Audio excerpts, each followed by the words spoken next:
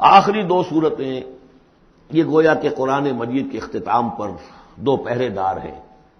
یہ دو صورتیں ہیں کہ جو اصل میں مدنی صورتیں ہیں، نازل ہوئی ہیں مدینہ منورہ میں، اور ان کا زمانہ نزول کے اعتبار سے شان نزول بھی ہے کہ ان کا حضور پر ایک مرتبہ جادو کیا گیا تھا، تو اس جادو کے اثرات کو زائل کرنے کے لیے یہ آیات پھر اتری ہیں، اور حضور نے پھر جب ان کی بار بار تلاوت کی ہے تو وہ جادو کے اثرات، ایک یہودی نے کیا تھا جادو آپ پر، جس سے آپ کچھ چیزیں بھول جاتے تھے، کافی آپ کو تکلیف رہی ہے۔ صحیح بخاری کے اندر یہ روایت موجود ہے۔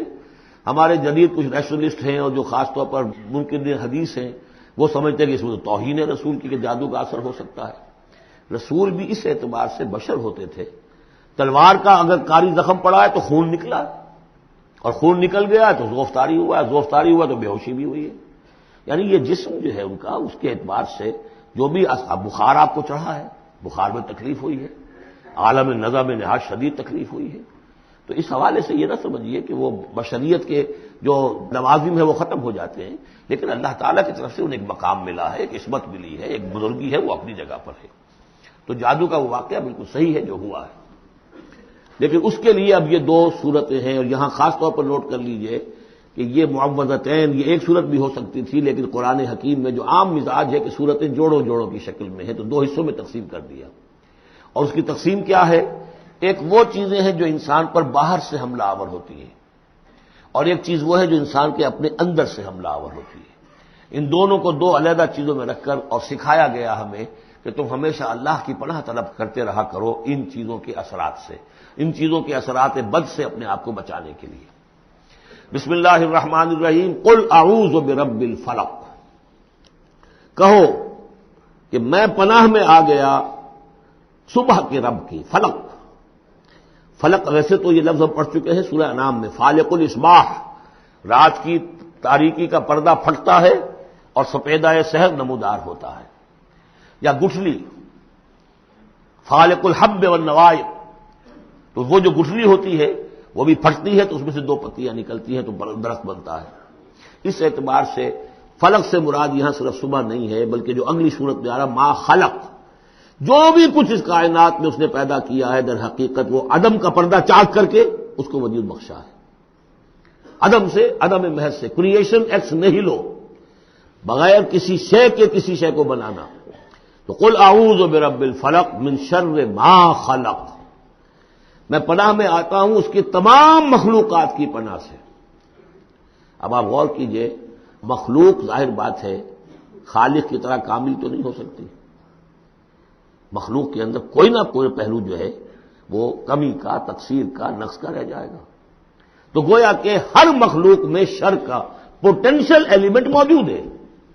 یہ دوسری بات ہے کہ اللہ تعالیٰ کسی کو سہارا دے دے، کسی کو تو اپنی طرف سے عصمت عطا کر دے، اپنی طرف سے خصوصی پروٹیکشن عطا کر دے، پوٹینشلی خلق جو ہے وہ گویا کہ مستلزم ہے، اس کے ساتھ شر کے اندر کا پہلو موجود ہوگا۔ قل اعوذ برب الفلق من شر ما خلق، یعنی وہ شر جو ہے خود اپنی جگہ پر کوئی علیحدہ مستقل وجود رکھنے والی شے نہیں ہے، بلکہ وہ شر جو ہے خلق کے اندر جو کمی کا پہلو ہے۔ جیسے ہم نے انسانوں کے بارے میں پڑھا، خلق الانسان من عجل، انسان کی سرشت میں جلد بازی ہے۔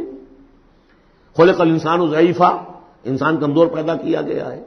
جو اس کا فطرت والا پہلو ہے، جو روحانی پہلو ہے، وہ تو ہے انا خلقنا الانسان فی احسن تقویم، لیکن جو یہ حیوانی پہلو ہے اس کا جو مادی وجود ہے، اس میں تو ضعف بھی ہے۔ ان الانسان خلق ہلوعا اذا مسہ الشر جزوعا واذا مسہ الخیر منوعا، تو یہ تمام چیزیں جو ذہن میں رکھیے۔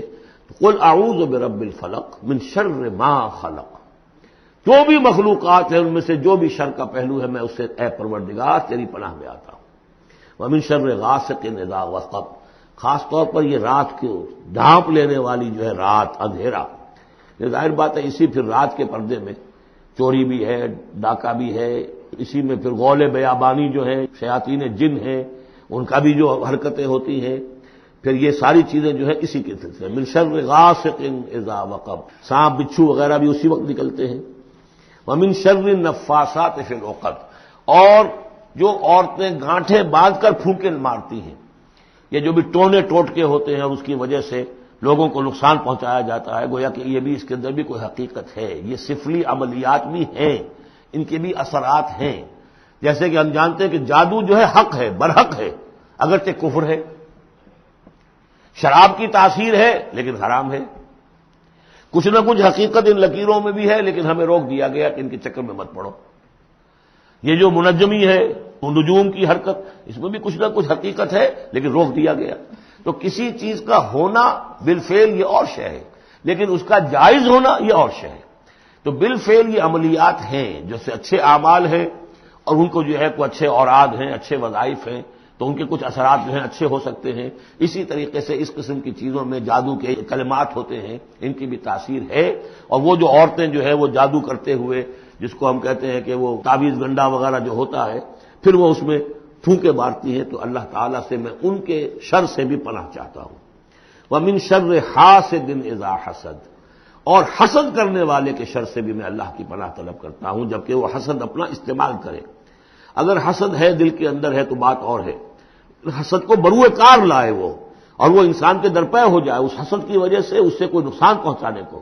اور اسی کتابیں ہے عین، العین حق، کہ اگر انسان اس حاسدانہ نگاہ سے کسی کو دیکھتا ہے اس کے بھی اثرات ہوتے ہیں، اور اس دیکھنے کے بھی کچھ برے اثرات جو ہیں وہ ظاہر ہو جاتے ہیں.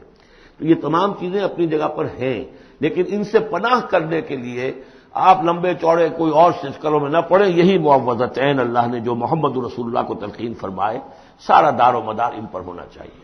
تعوذ کرتے رہیں، اس لیے کہ ہم پڑھ چکے ہیں سورہ بقرہ میں کہ حضرت سلیمان کے زمانے میں جنات جو تھے انہوں نے یہ سارے کام شروع کیے تھے، اور لوگ ان سے سیکھتے تھے جادو ٹونا.